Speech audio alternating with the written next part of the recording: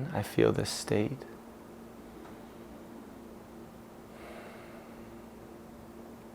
Of emptiness, of stillness. And my beautiful friend, that means you've reached the pinnacle. You're enlightened. No, I'm kidding. Hello, you divine, incredibly beautiful beings. Welcome, welcome, welcome. Let's get started. Today I want to discuss the 7 layers of meditation. Now, this has been coming up a lot. I've been finding this a lot in the QHHT, the quantum healing hypnosis practice, therapy sessions that I've been doing with people regarding wanting to meditate and not really knowing how. So I want to discuss something that really helped me when I first started meditating. Not first, but within a few years of meditating. I learned this from Sri Sri Ravi Shankar, who founded the Art of Living Foundation, who teaches Sudarshan Kriya. If you've never done it, go do it. It'll transform your meditation practice in your whole life. But the 7 layers of meditation. Now, this is an important one. I'm finding and I'm seeing and I've heard I've been meditating every day pretty much for 15 years. And when I come across people who find out that I meditate daily, they always say, and you may be having the same question since you're watching this video, and that is, I just can't seem to let go and empty my mind. It just keeps grasping. My mind keeps grasping. I can't stop thinking of the day or problems or whatever. Can't stop thinking. And so, yeah, that's a problem, right? In meditation, our aim is to empty ourselves, is to still ourselves, is to enter that still state, that place of bliss. But these 7 are going to help you understand how you can move through your practice and get to that state of peace, of stillness, of samadhi, emptiness. And so, what it becomes is the 7 layers of meditation are this: body, breath, mind, intellect, memory, ego, spirit. I should have done that backwards. Ego, spirit. So those are the 7 layers. Now, why is this important to know, right? Is it just more intellectual garbage? No, it's going to help you in your practice. Because when you start a meditation practice, I was just doing a session with a woman, and she's like, I just can't stop feeling my heart. I'm trying to still my mind, and I just can't stop feeling my heart. And I said, that's a great thing. You've entered the first state of meditation, body. So, a really nice meditation practice is to find a single pointedness, whether that be breath or body. It helps the most. So heartbeat helps, or feeling the breath in. Even when you're breathing in, feeling the tickle of the air coming in through the nose and then out. So I'm incorporating breath and body, the first 2. So we begin with the body, becoming aware of the physical body, very much aware of the physical body, right? That's our first step to meditation. I'm aware, I'm here, my body is here. The second one is I take my awareness to my breath. I begin to focus on the breathing, moving into the lungs, into the rib cage, expanding the diaphragm, expanding the belly, and then out and in and out. So what am I doing? I'm incorporating the breath with the feelings of the body, right? I've got those 2 first stages of meditation. You're on your way, you're moving. Third, mind. So the mind, and these 3 are pretty interrelated, right? These 3 tend to be quite interrelated because the mind helps direct the awareness of the breath and the body.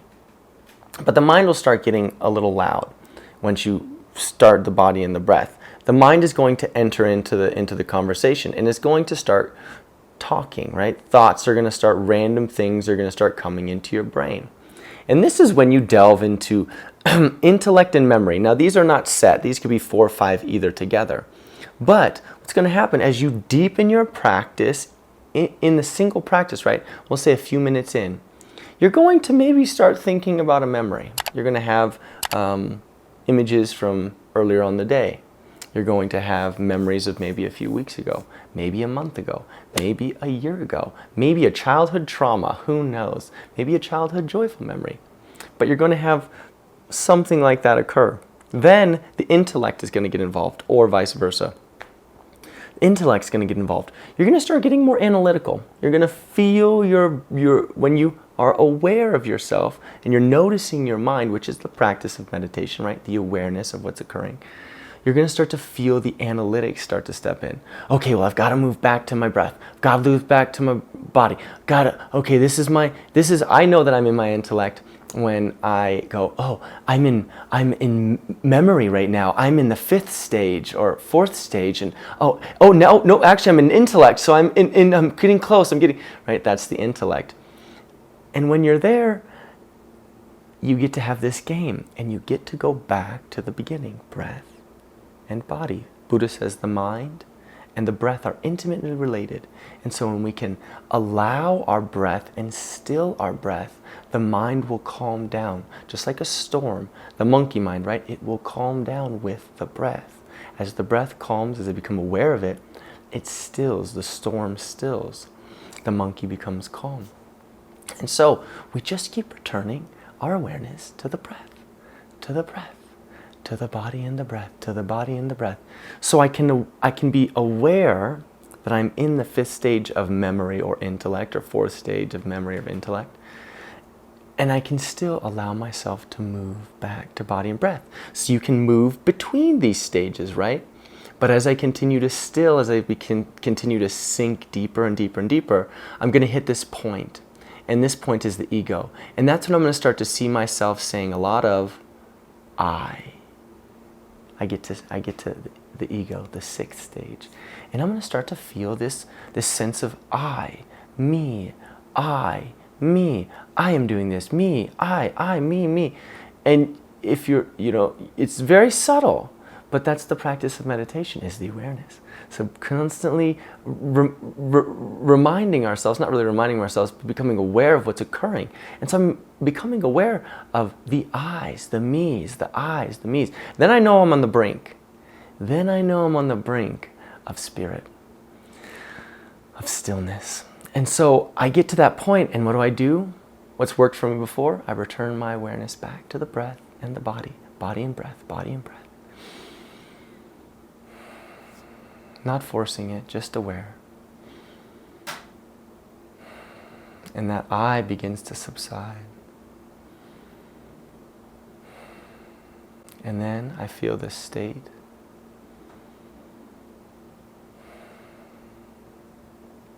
of emptiness, of stillness.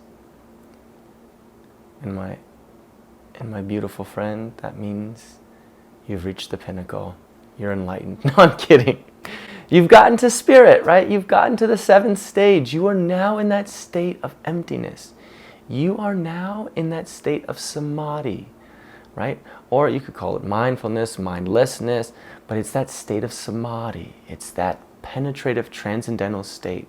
No thought, no chaos, just presence. And guess what's going to happen? You're going to go back to ego, and you're going to go to memory, and you're going to go to intellect, and then you're going to go to mind, and then you're going to go to ego, and then you're going to go back to the breath, and then you're going to go back to spirit. But because you've transcended, you've peeled back the layers of the onion that is your beautiful self. You've peeled them back. Body, peeled it back. Breath, peeled it back. Mind, peeled it back. Intellect, peeled it back. Memory, peeled it back. Ego, peeled it back. And spirit, then I can resonate in the core of who I am. And that's your meditative practice. So those are the 7 stages of meditation. Body, breath, mind, intellect, memory, ego, self. I always do that wrong. Ego, self. You get my point. But those are the 7 stages of meditation, the 7 stages. And so by understanding that and by working through that, you'll get more and more and more time in that spirit space, that emptiness, that presence space, which you can then carry forward into your daily life. You know how to achieve that in meditation, right? In silence, when nothing's going on around you, so that when you're moving through your daily life, you can begin to recognize, I'm in my memory. I'm in my intellect. I'm in my ego. I'm in my ego. I'm in my ego. At least if you're me, of course. Obviously, I've got no shirt on. I've got to show off the sexy body, you know what I'm saying? Anyways, so those are the 7 stages of meditation. I hope that helps you. It really helped me to understand that. If you want to look it up more, I'm sure Sri Sri Ravi Shankar on the Art of Living page has more to say about that. But it really helps to understand that, because you can deepen your practice through understanding those 7 stages, right? And you're going to interplay between them throughout the whole practice.